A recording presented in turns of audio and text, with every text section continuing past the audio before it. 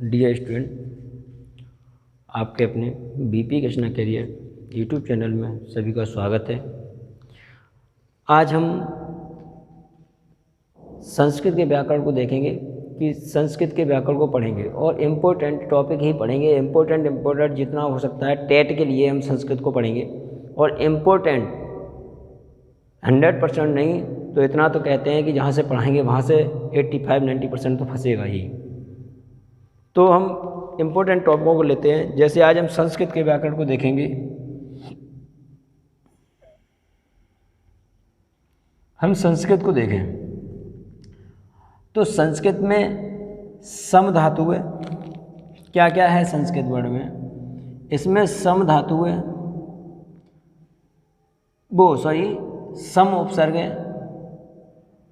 क्र धातु है और कत प्रत्यय है। इसे तब पढ़ेंगे तब प्रत्यय है। ये तीन चीज़ें हैं संस्कृत में। इसे बोलते हैं उपसर्ग, ये उपसर्ग है। इसे धातु बोलते हैं, ये धातु है। इसे इस तरीके से भी संस्कृत में नोट कर देते हैं, इस तरीके से।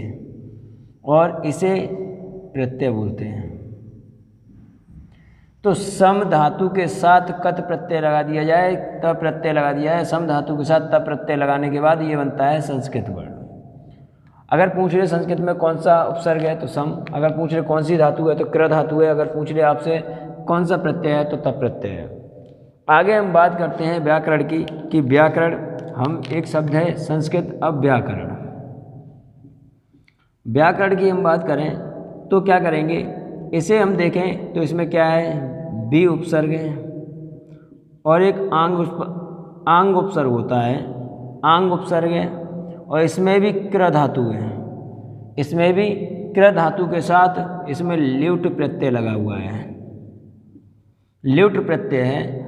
ये हम जब प्रत्यय की बात करेंगे तब हम ल्युट प्रत्यय को औकत प्रत्यय, कत्वतु प्रत्यय, तब्यत प्रत्यय, अनियर प्रत्यय, इन सभी प्रत्ययों के बारे में हम बात करेंगे। कथिन प्रत्यय बहुत सारे प्रत्यय हैं, तो उनके बारे में जब बात करेंगे तब आपको पढ़ेंगे। तो इन्हें बहुत अच्छे से, तो ये जो ल्युट प्रत्यय लगा हुआ है तो बी उपसर्ग है, आंग उपसर्ग और ल्युट उपसर्ग है, वो ल्युट प्रत्यय है। इसे पढ़ेंगे ल्युट प्रत्यय, क्र धातु और आंग उपसर्ग। ये भी उपसर्ग है और ये भी उपसर्ग है। ये जरूरी नहीं है एक शब्द में एक ही उपसर्ग होगा, एक नहीं दो भी हो सकते हैं, तीन भी हो सकते हैं, जितने भी हो सकते हैं। उपसर्गों की वो नहीं होता कि एक शब्द में कितने भी उपसर्ग हो सकते हैं। तो हम संस्कृत में हम व्याकरण को पढ़ेंगे कि संस्कृत क्या है और व्याकरण क्या है। पूछे व्याकरण में कौन से कितने उपसर्ग हैं तो एक और दो उपसर्ग हैं। अगर पूछे कौन कौन से हैं तो बी और आंग उपसर्ग है। अगर पूछे कौन सी धातु है तो क्र धातु है। अगर पूछ ले कौन सा प्रत्यय है तो ल्युट प्रत्यय है। ल्युट प्रत्यय के बाद अब हम पढ़ते हैं कि संस्कृत व्याकरण किसने लिखा। संस्कृत व्याकरण के तीन मुनि हैं जिन्हें संस्कृत व्याकरण के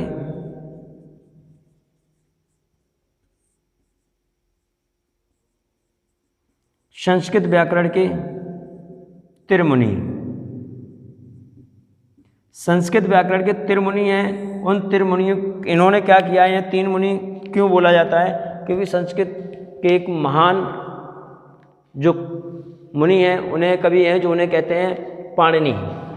ये त्रिमुनि कौन कौन से हैं जरा इन्हें समझिए। पाणिनि, जरा हम इसको थोड़ा रफ करके ऊपर से लिखना शुरू करते तो एक साथ ही सभी को बता देंगे। संस्कृत के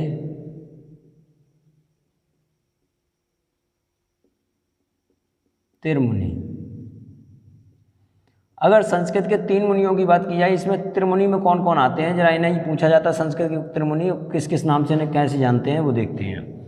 संस्कृत के तीन त्रिमुनि होते हैं। पहले मुनि का नाम है पाणिनि, दूसरे हैं कात्यायन या इन्हीं का नाम है वररुचि, और तीसरे हैं पतंजलि।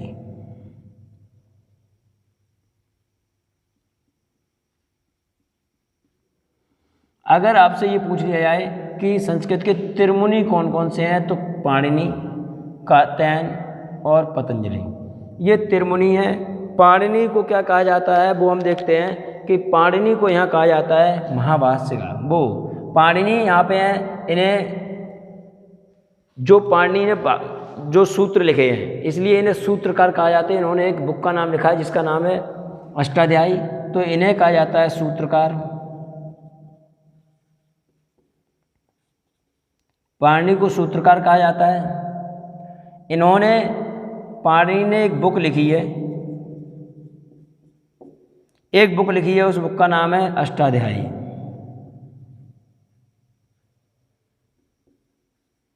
पाणिनि की एक बुक है अष्टाध्यायी जिसमें 8 अध्याय, अष्टाध्यायी का मतलब 8 अध्याय है, 8 अध्याय हैं। एक बुक में 8 अध्याय हैं और प्रत्येक अध्याय में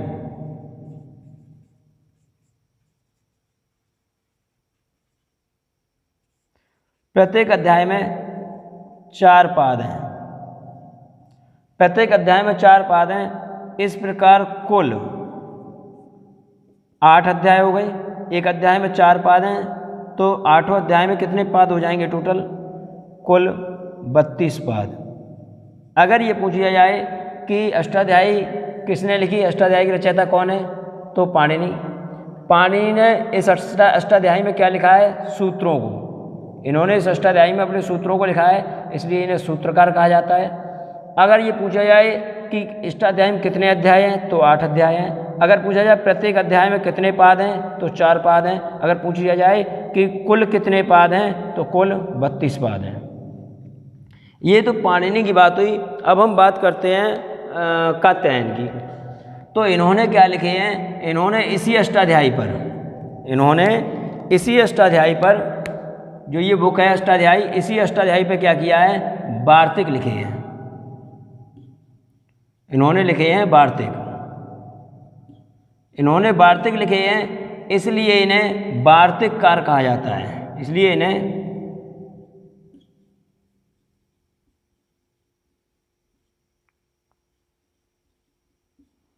कहा जाता है, इसलिए इन्हें वार्तिककार कहा जाता है कात्यायन वररुचि को। इनका नाम वररुचि भी है। इन्होंने वार्तिक लिखे, इसलिए इन्हें वार्तिककार भी कहा जाता है। अब पतंजलि की बात हो गई, तो पतंजलि ने क्या किए इसमें विस्तृत, अब हम इसी अष्टाध्यायी की बात कर रहे हैं कि इसी अष्टाध्यायी पर क्या किया है पाणिनि ने। तो इसी अष्टाध्यायी पर पाणिनि ने क्या किया है? अष्टाध्यायी पर इन्होंने क्या किया है? भाष्य लिखे हैं। क्या लिखे हैं? विस्तृत भाष्य। विस्तृत भाष्य लिखे हुए हैं। इन्होंने भाष्य लिखे हैं, इसलिए पतंजलि को क्या कह देते हैं? महाभाष्यकार।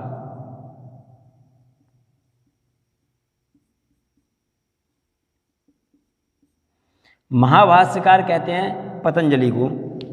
यहाँ से क्वेश्चन पूछा जाता है कि संस्कृत के त्रिमुनि में निम्नलिखित में से कौन सा नहीं है? 4 एक अलग ऑप्शन होगा, उसे आप ढूंढना पड़ेगा। पाणिनि, पतंजलि और वररुचि और कात्यायन। अगर पूछ ले सूत्रकार कौन है, तो पाणिनि है। अगर पूछ ले कि वार्तिककार किसे कहा जाता है, तो कात्यायन को कहा जाता है। अगर पूछ ले भाष्यकार किसे कहा जाता है, तो भाष्यकार कहा जाता है पतंजलि को। अगर ये पूछ ले कि अष्टाध्यायी किसकी पुस्तक है, अष्टाध्यायी पाणिनि की पुस्तक है। इन्होंने अष्टाध्यायी में कितने अध्याय हैं, तो 8 अध्याय हैं। पूछ ले प्रत्येक अध्याय में कितने पाद हैं, तो 4 पाद हैं। कुल 32 पाद हैं। पूछे कात्यायन, ये मैं बता चुका हूँ पूरा। ये कहानी थी आपकी संस्कृत के त्रिमुनियों की। अब हम बात करना चाह रहे हैं कि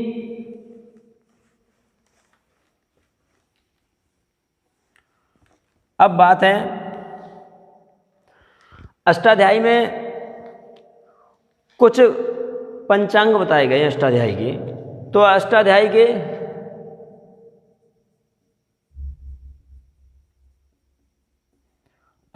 के पंचांग,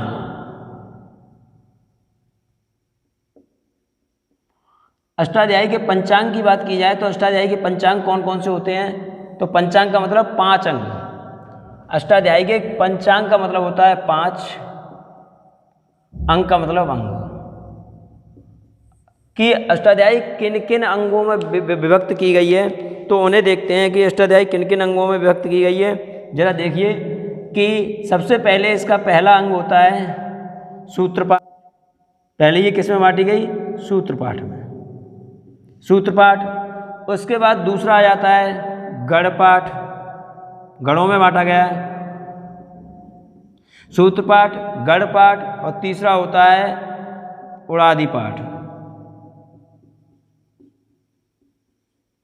सूत्रपाठ, गणपाठ, और एक होता है 4 नंबर धातु पाठ, और 5 नंबर पे होता है इसका लिंगानुशासनम।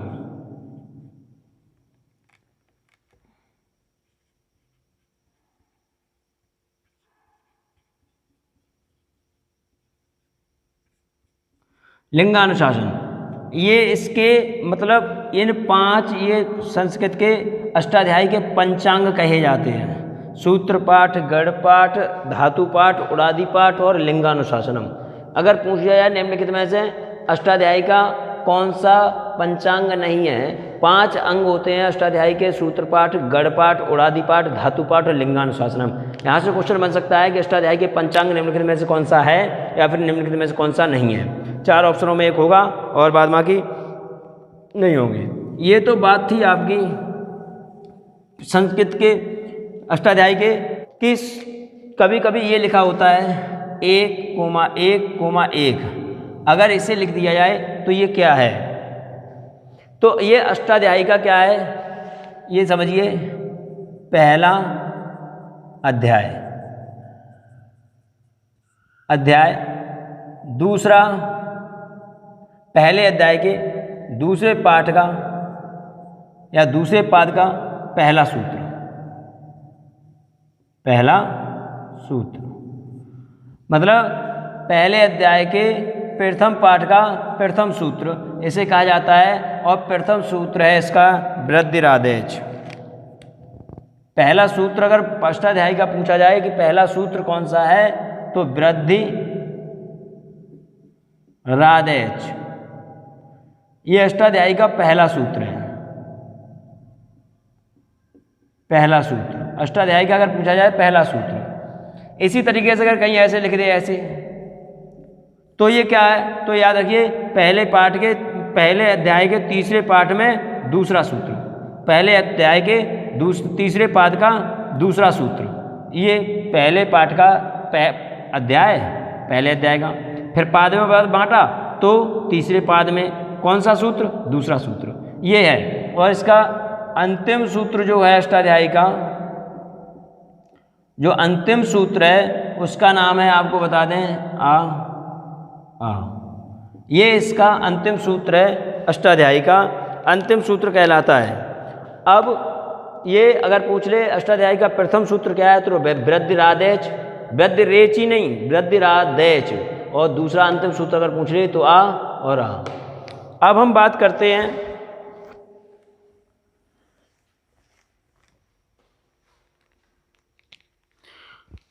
वर्णमाला की। तो हम वर्णों की बात करते हैं, वर्ण और अक्षर। तो अंतर क्या है वर्ण और अक्षर में, जरा समझिए।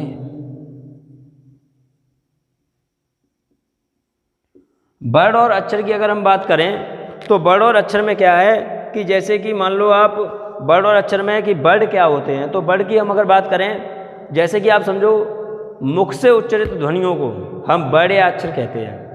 मुख से उच्चारित ध्वनियों को हम वर्ण या अक्षर कहते हैं। जिन ध्वनियों का उच्चारण हम मुख से कर देते हैं वही हम लिपिबद्ध तरीके से लिख दें तो उन्हें लिपि कहते हैं। किसी चीज़ को लिखना ही लिपि कहलाती है। तो जिन ध्वनियों को हम अपने मुख से उच्चारित कर देते हैं उन्हें वर्ण या ध्वनि कहते हैं। अब पूछ लिया जाए वर्ण या अक्षर लिखा जाएगा, अक्षर को ना क्षरते एत अक्षरा, ना क्षरत इत अक्षरा का मतलब क्या है कि जो क्षरता नहीं है, जो टूटता नहीं है, जो अपने आप में टूटता नहीं है, वही क्या है अक्षर कहलाता है। इत क्षरत इत ना क्षरत इत अक्षरा, जैसे समझिए, जैसे आ, ई, उ, का, खा, गा, ये सब अक्षर कहलाते हैं। ये इससे ज़्यादा छोटे नहीं हो सकते हैं। अब वर्ड की अगर बात की जाए तो वर्ड में आप लिख सकते हो जैसे का, और इसमें अगर आ जोड़ दिया जाए तो ये क्या बन जाएगा, का। ये टूट सकता है अभी भी कि का और आम है, लेकिन ये नहीं टूट सकता है, तो ये वर्ड हो जाएगा ये वाला। जब स्वरों का समावेश होकर के ध्वनियाँ, व्यंजन ध्वनियाँ बोलने लगती हैं स्वरों का समावेश होकर के, तो वो वर्ड कहलाते हैं। अब हम बात करते हैं कि अक्षर और वर्ड कितने प्रकार के होते हैं। तो संस्कृत में अक्षर 2 प्रकार के होते हैं। अक्षर 2 प्रकार के होते हैं। 2 प्रकार के अक्षर होते हैं, उन्हें देखते हैं। एक होते हैं स्वर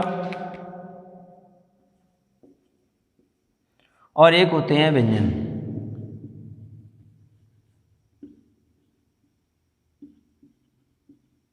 एक होते हैं स्वर और एक होते हैं व्यंजन।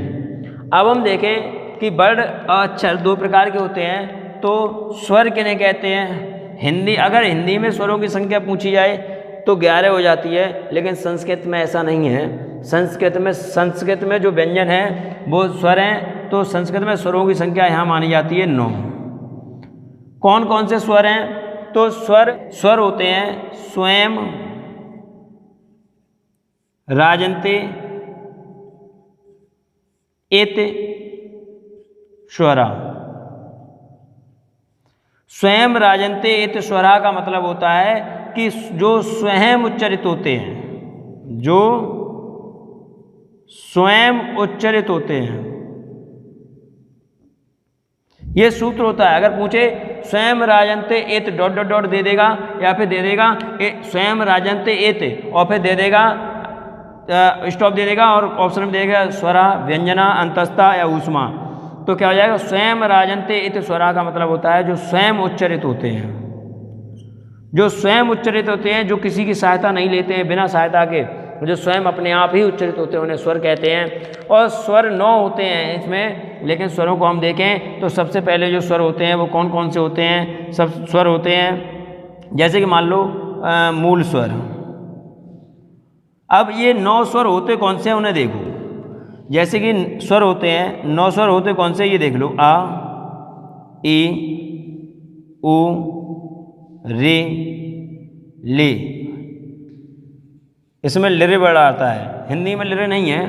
रे और ये ए और ओ और आई और औ। ये संस्कृत का क्रम सही है। एक के बाद ओ आएगा, फिर आई आएगी, फिर औ आएगा। अब इसमें क्या है, ये देखो 1 2 3 4 5 6 7 8 9 हो गई। अब इसमें देखो क्या होता है, इनमें से आगे के ये 5 वर्ड जो ले लोगे, इन्हें बोलते हैं मूल स्वर। मूल स्वर, ये मूल स्वर होते हैं। इनमें मूल स्वर जिनकी उत्पत्ति सबसे पहले हुई है, मूल मीन्स होता है सबसे प्रारंभ ही यहाँ से हुआ है। जिनकी वर्णमाला का प्रारंभ, जो वर्ण हैं वो प्रारंभ कहाँ से हुए हैं? आ से और रत, मतलब मूल वर्ड यही है। सबसे पहले ये वर्ड बने, उसके बाद कुछ और बना, तो इन्हें तो मूल स्वर कहते हैं। और अगर हम पूछ लें कि ये वाले जो देंगे हम, जैसे ये मूल स्वर हो गए, तो इन्हें हम कह देंगे संयुक्त स्वर। संयुक्त स्वर, इन्हें संयुक्त स्वर कहते हैं। अब आपसे क्वेश्चन ये पूछ ले कि मूल स्वर कितने हैं और संयुक्त स्वर क्यों हैं, तो वो कितने हैं? तो मूल स्वरों की संख्या कितनी हो गई? 1 2 3 4 और 5। अब संयुक्त स्वर पूछ ले 1 2 3 और 4, तो ये इनकी संख्या कितनी हो गई? 4। आपसे पूछ ले संयुक्त स्वर कितने? 4। अगर पूछ ले मूल स्वर कितने, तो 5। अब जरा हम ये समझ लें कि इन्हें मूल स्वर कहते क्यों हैं, तो जरा समझिए। ए को क्यों कहते हैं? ए का जो निर्माण हुआ है वो आ और ई से हुआ है। आई आई आई बहुत देर तक कहोगे आप, तो इसका ए से ए बनेगा, और आ का ए से करोगे तो ये क्या बन जाएगा? आई। अगर आ का ऊ से करोगे तो ये बन जाएगा औ औ औ करोगे बहुत देर तक तो मुख के सामने जैसे आई आई आई आई आई आई आई आई बहुत देर तक करने के बाद क्या होगा, मुख के सामने कंपन पैदा हो जाएंगे ए के। और अगर आ को ऊ में मिलाओगे तो औ औ औ औ औ बहुत देर तक करने के बाद क्या होगा कि आपको ऊ की ध्वनि, वो ओ की ध्वनि आपके मुख के सामने बनना शुरू हो जाएगी इसलिए। और आ का समावेश अगर ओ से करेंगे तो ये बन जाएगा बड़ा। तो देखो ये संयुक्त होकर के दो अक्षरों के संयोजन से ही तो मिलकर के बने हैं, दो अक्षरों के संयोजन से मिले हैं इसलिए संयुक्त अक्षर कहते हैं। दो लोगों से मिलकर के संयुक्त दो अक्षरों के संयोजन से जो अक्षर बने उन्हें संयुक्त अक्षर कहते हैं। इसलिए संयुक्त स्वर पूछा जाए तो 4 होंगे। अगर आपसे पूछ ले कि मूल स्वर कितने हैं, वो 5 हैं। अगर हम बात करें संयुक्त भी बोल दे या मिश्रित, मिश्रित का मतलब मिलकर के बने हैं, तब भी ये हो जाएगा। हम बात आगे करते हैं, ये पूछ ले कि स्वरों के भेद कितने होते हैं, तो हमें स्वरों के भेद कितने बताने हैं। स्वरों के भेद, स्वरों के भेद 3 होते हैं। कौन कौन से होते हैं जरा देखिए। स्वरों के 3 भेद होते हैं, पढ़िए कौन कौन से हैं स्वरों के 3 भेद। तो देखिए पहले होते हैं ह्रस्व, दूसरा होता है दीर्घ और तीसरा होता है प्लुत। ये 3 होते हैं, एक मात्रिक, द्विमात्रिक और प्लुत त्रिमात्रिक। इन्हें लिख सकते हो, इन्हें कहते हैं एक मात्रिक,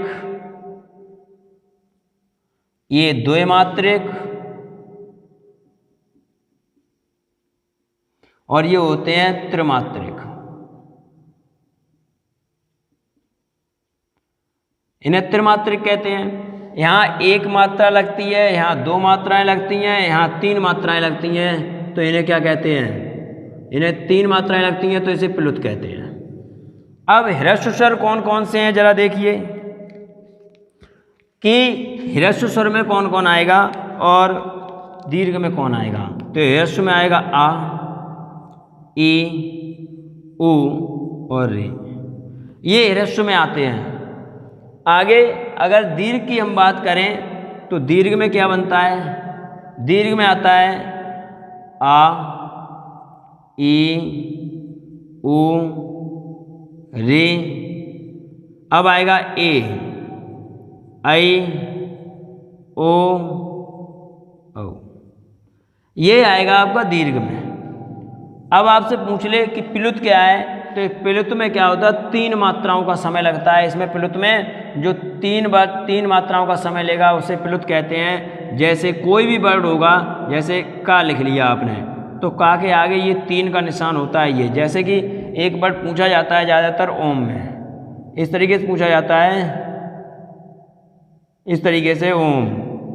ये बताइए तो ये क्या है, तो ये 3 बने हैं, ई नहीं दिख रही है, 3 हैं। जैसे कि का के आगे अगर 3 बना देंगे तो इसका मतलब ये प्लुत हो गया।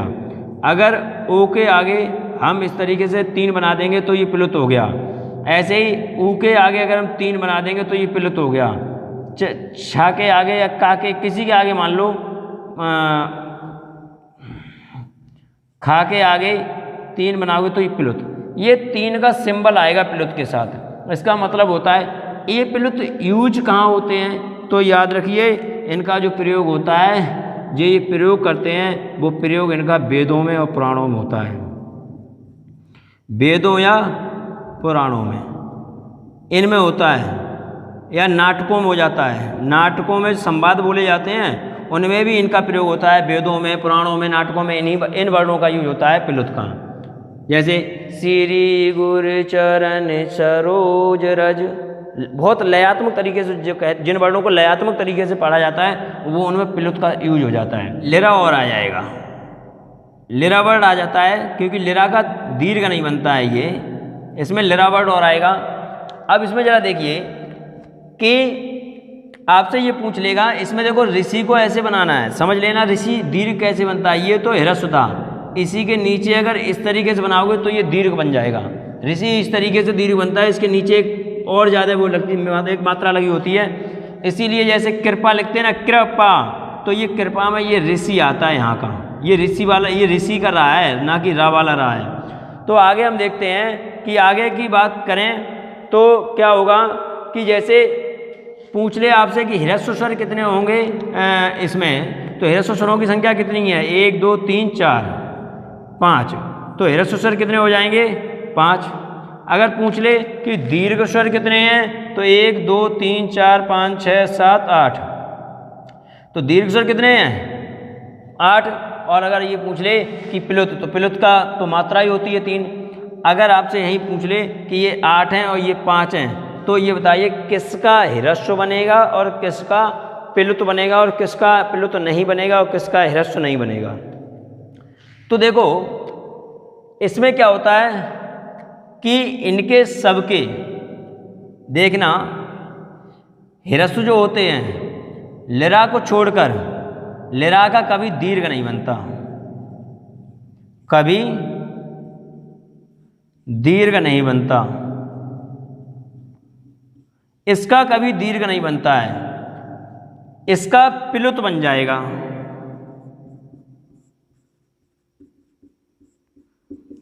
ह्रस्व तो है ये, इसका प्लुत, ह्रस्व और प्लुत बनता है। इसका ह्रस्व बनेगा, ह्रस्व भी छोटा तो है ये, और प्लुत और बन जाएगा, लेकिन इसका ये दीर्घ नहीं बनेगा, याद रखिए। लेकिन इनका देखिए आप, इनका क्या होगा कि इनमें से कुछ वर्ड ऐसे हैं जिनका तो दीर्घ बनेगा और कुछ का दीर्घ नहीं, वो इनका कुछ का तो ह्रस्व बनेगा लेकिन कुछ का ह्रस्व नहीं बनेगा। देखिए इनका सबका ह्रस्व बना हुआ है, जरा देखते रहना, इनका सबका ह्रस्व है। जब ये ह्रस्व है तो इनका क्या बना, दीर्घ, इनका दीर्घ बन गया। अब इनका दीर्घ देखो यहाँ पे दीर्घ दिख रहा है, जब इनका दीर्घ बन गया तो इनका क्या बनेगा, इनका ह्रस्व भी बनेगा।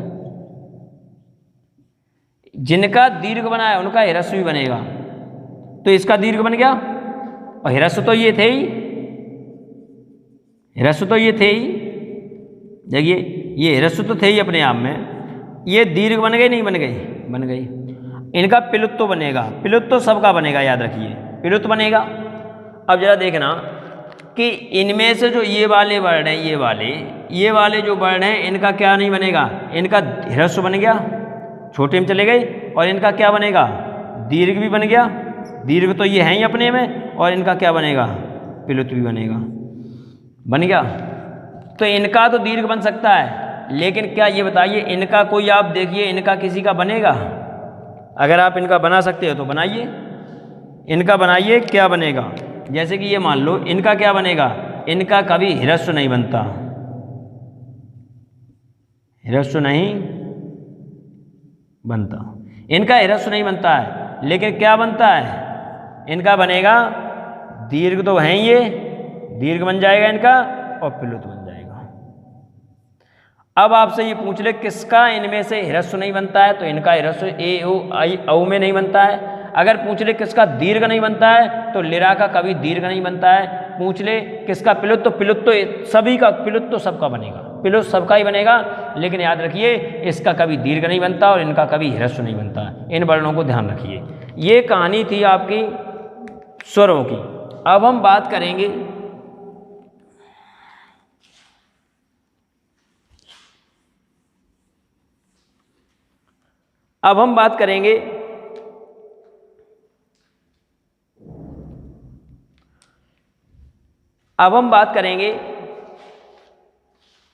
व्यंजनों पर। व्यंजनों की बात हम पढ़ें तो कैसे करेंगे व्यंजनों में, देखिए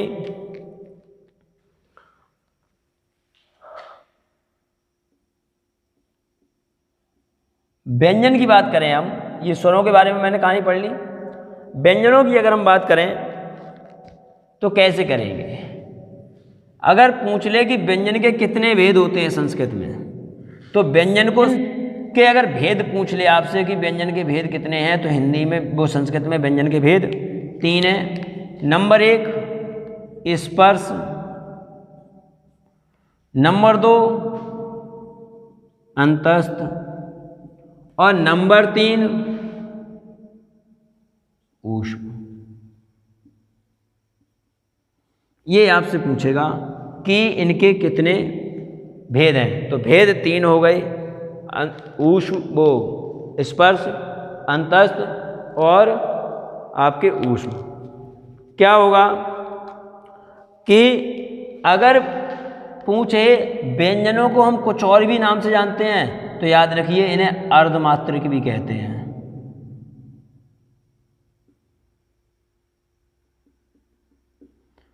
व्यंजन कभी अपने स्वतंत्र रूप में उच्चारित नहीं होते, इसलिए इन्हें क्या कहते हैं? अर्धमात्रिक कहते हैं, क्योंकि व्यंजनों की जो मात्रा होती है वो कितनी होती है?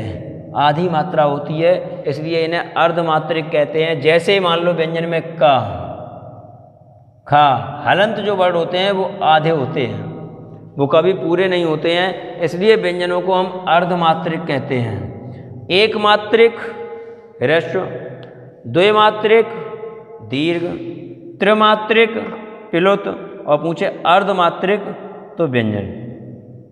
आपको बताएं अर्धमात्रिक व्यंजन होते हैं कि स्पर्श व्यंजन कौन से होते हैं। तो इसमें एक सूत्र होता है कादयो मां वसाना,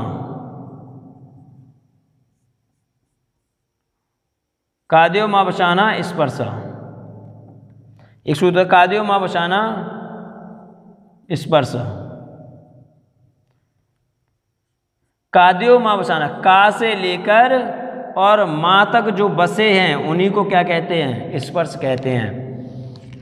जो का से लेकर के और मां तक जो बसे, बसाना का मतलब बसे हुए हैं, का से लेकर मां तक जो भी वर्ड आते हैं, का से लेकर और मां तक, कादयो मां वसाना स्पर्शा सूत्र पूछा जा सकता है। कादयो मां वसाना डॉट डॉट डॉट है, ऑप्शन दे देगा 4। तो कादयो मां वसाना, का से लेकर मां के बीच में बसे हुए सभी वर्ड क्या कहलाते हैं? स्पर्श कहलाते हैं, इन्हें स्पर्श कहते हैं। अब पूछे कि इन्हें वर्गीय व्यंजन भी कहते हैं, वर्गीय व्यंजन, और इन्हें कहते हैं स्पर्श व्यंजन, वर्गीय व्यंजन, और इन्हें कहते हैं स्पर्श हो गए, वर्गीय हो गए, और 2 ही कहते हैं, स्पर्श व्यंजन और वर्गीय व्यंजन। क्योंकि अगर पूछे कि कौन कौन से होते हैं तो देखिए का, खा, गा, घा, णा, चा, छा, जा, झा, या, टा, ठा, डा, ढा, णा, ता, था, दा, धा, ना, पा, फा, बा, भा, मा। ये ऐसे 5 ऐसे 5, तो इसलिए इन्हें वर्ग व्यंजन भी कहते हैं। इसका सूत्र होता है कादयो मां वसाना।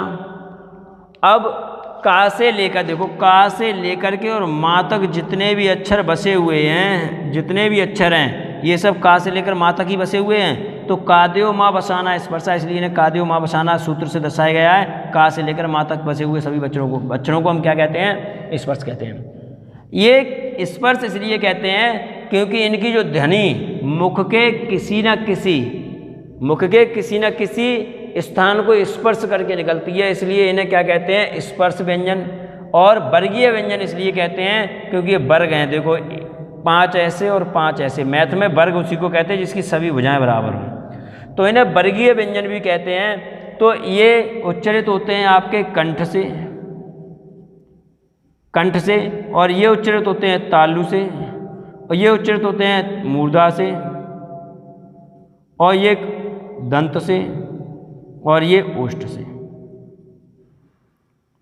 इन्हें उच्चारिए क, ख, ग, घ, तो गले से उच्चारित होते हैं। अगर